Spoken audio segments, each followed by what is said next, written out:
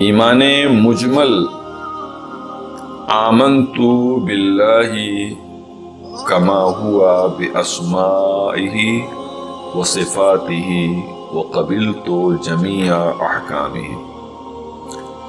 اس کا معنی یہ ہوتا ہے کہ میں اللہ کو مان لیا، میں اللہ پر ایمان لایا، میں نے اللہ کی تصدیق کیا، زبان سے تصدیق کیا، اقرار کیا، زبان سے اقرار کیا، دل سے تصدیق کیا۔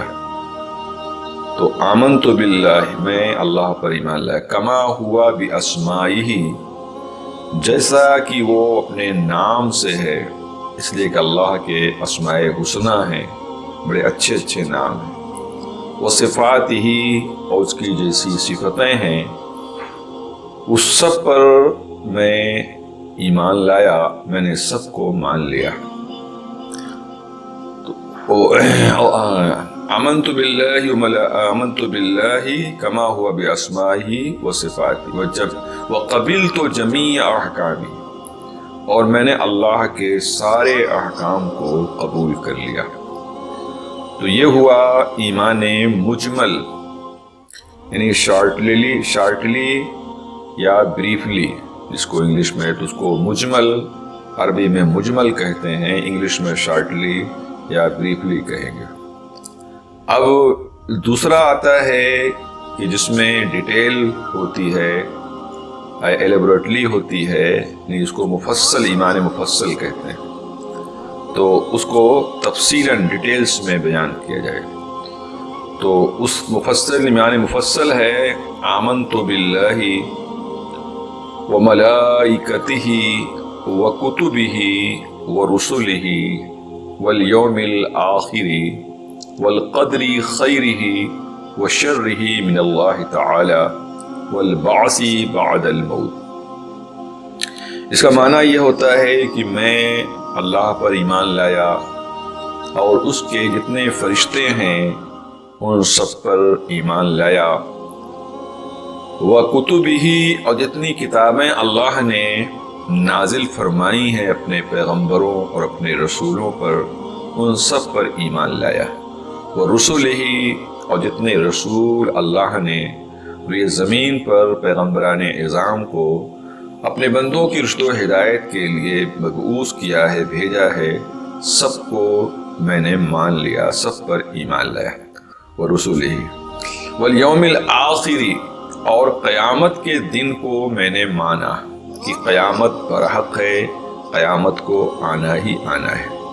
وَالْقَدْرِ خَيْرِهِ وَشَرِّهِ من اللہ تعالی، اور تقدیر کو میں نے مانا، خواہ وہ تقدیر بری ہو یا بھلی ہو، جیسی بھی تقدیر اللہ نے جس بندے کے حق میں جو بھی لکھ دیا ہے لوح محفوظ میں، ویسے ہی اس کو ہونا ہے۔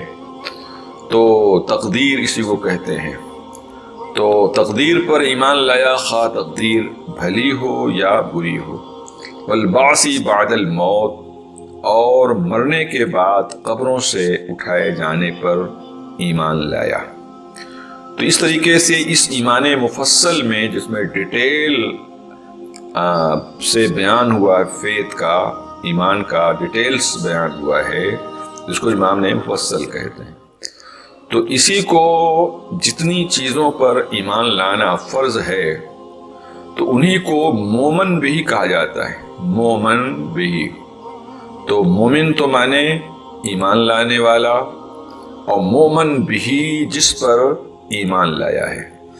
تو مومن بھی اللہ ہے، اور اس کے سارے فرشتے ہیں، اور ساری کتابیں ہیں، اور سارے رسول ہیں، اور قیامت ہے، اور تقدیر ہے، اور قبروں سے اٹھائے جانا ہے۔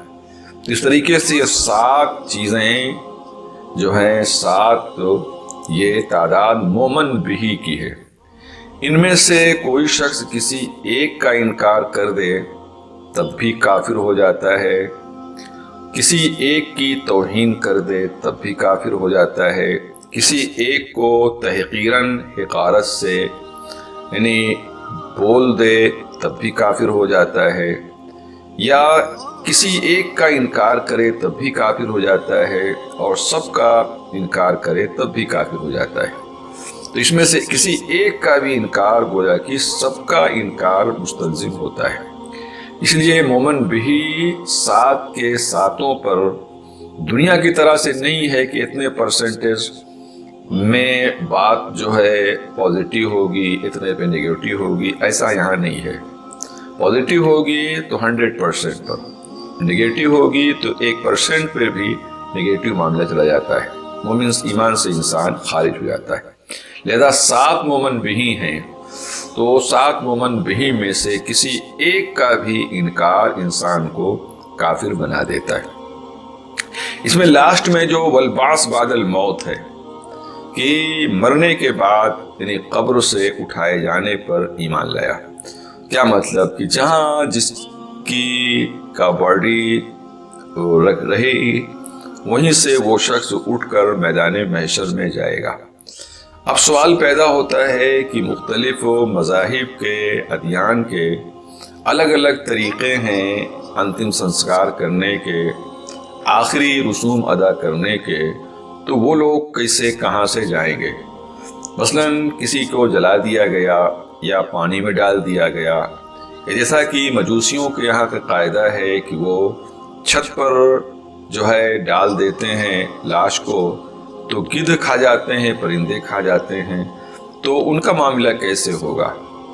تو ایک چیز یاد رہے، حدیث شریف میں ہے کہ صلب میں یعنی پیٹھ میں ایک ایسا عنصر ایلیمنٹ ہے کہ وہی بنیاد بدن ہوتا ہے، بنیاد جسم ہوتا ہے، تو وہ جہاں بھی رہے گا وہیں سے بندہ اٹھے گا، اور وہ اتنا یعنی چھوٹا سا ہے، مختصر سا ہے وہ ایلیمنٹ، وہ عنصر، کہ اس کو خوردبین سے بھی دیکھا نہیں جا سکتا ہے۔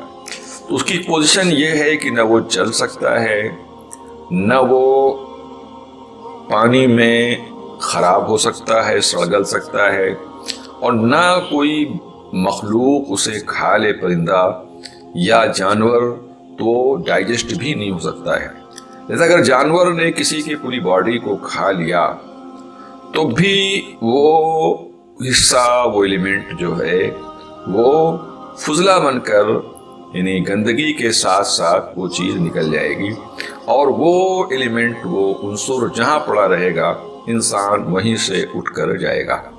بہرکیف اسلام کا اپنا یعنی دستور یہ ہے کہ بعد مردن، موت کے بعد انسان کو نہ پرندوں کے حوالے کیا جائے، نہ پانی کے حوالے، نہ آگ کے، بلکہ عقل کا بھی تقاضا یہی ہے کہ جس سے انسان بنا ہے اسی کے حوالے کر دیا جائے۔ امانت داری کا یہی قاعدہ ہونا چاہیے، چونکہ انسان مٹی سے بنا ہے اور مٹی ہی میں انسان کو سکون ملتا ہے۔ ابھی دیکھیے، اگر کسی کو فضا میں رکھا جائے تو اس کی باڈی پر انحطاط، اس کے جسم پر انحطاط آ جائے گا۔ پانی میں مستقل انسان رہے تب بھی بدن خراب جائے گا، آگ میں تو جل ہی جائے گا۔ لہذا معلوم ہوا کہ انسان فطرتاً طبعی طور پر مٹی سے بنا ہے اور مٹی ہی پر اس کو سکون ملتا ہے۔ لہذا اسلام یہ کہتا ہے کہ مرنے کے بعد باڈی کو جو ہے مٹی سے بنا ہے، یہ مٹی کے حوالے کر دیا جائے۔ اسی لیے قرآن کریم میں ہے کہ جب مٹی دی جائے تو قرآن کی 3 آیت پڑھی جائے۔ وہ کیا ہے؟ منہا خلقناکم وفیہا نعیدکم ومنہا نخرجکم تارۃ اخری، کہ پہلی مرتبہ جب مٹی ہاتھ میں لی جائے تو آیت پڑھا جائے منہا خلقناکم۔ اس کا معنی یہ ہوتا ہے کہ اللہ تعالیٰ فرماتا ہے، اے بندے، منہا خلقناکم، ہم نے تم سب کو اسی مٹی سے بنایا ہے، اسی مٹی سے بنایا ہے، وفیہا نعیدکم، اور اسی میں ہم تم کو پلٹا رہے ہیں، ومنہا نخرجکم تارۃ اخری، اور پھر ہم تم کو دوبارہ اسی مٹی سے نکالیں گے۔